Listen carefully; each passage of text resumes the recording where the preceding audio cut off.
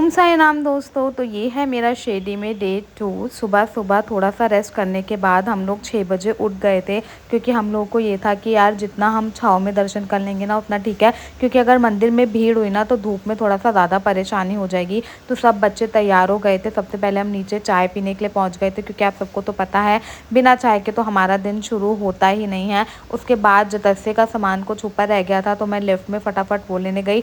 बाबा के दर्शन करने के बाद हम सीधा निकल गए थे शनि शिंगणापुर के लिए।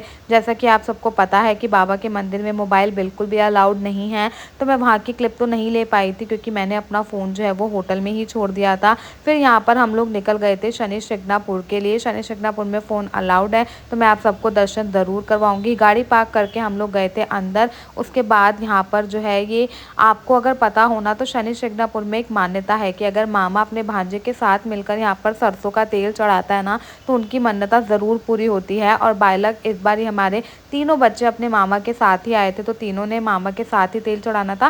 क्योंकि यहाँ पर ऐसा कहते हैं कि ये जो शनि शिंगणापुर जी की मूर्ति है, शनि महाराज जी की मूर्ति है ना, ये भी मामा और भांजे ने ही निकाली थी। मतलब गाँव के पूरे लोगों ने निकालने की कोशिश की थी, बट किसी से नहीं निकली, पर मामा भांजे की जोड़ी ने इसे इकट्ठे निकाला था। तभी से यहाँ पर प्रथा मानी जाती है। यहाँ पर औरतों को तेल चढ़ाने नहीं दिया जाता है। उसके बाद हम अब होटल वापस आ गए थे।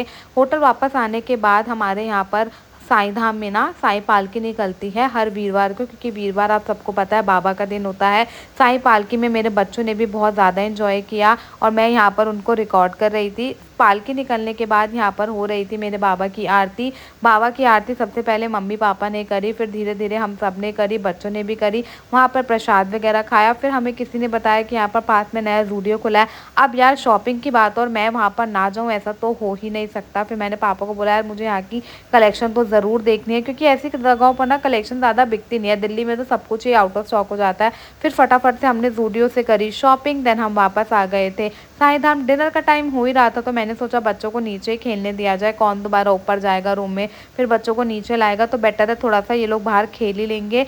फिर हम लोगों का डिनर का हो गया था टाइम, सबने यहाँ पर कर लिया था डिनर करने के बाद सब लोग अपने रूम में चले गए थे। और ये देखिए इस महाराज को डिनर के टाइम पे इनको तो गोदी में ही चढ़े रहना है। So this is how we ended our day guys. Thank you for watching.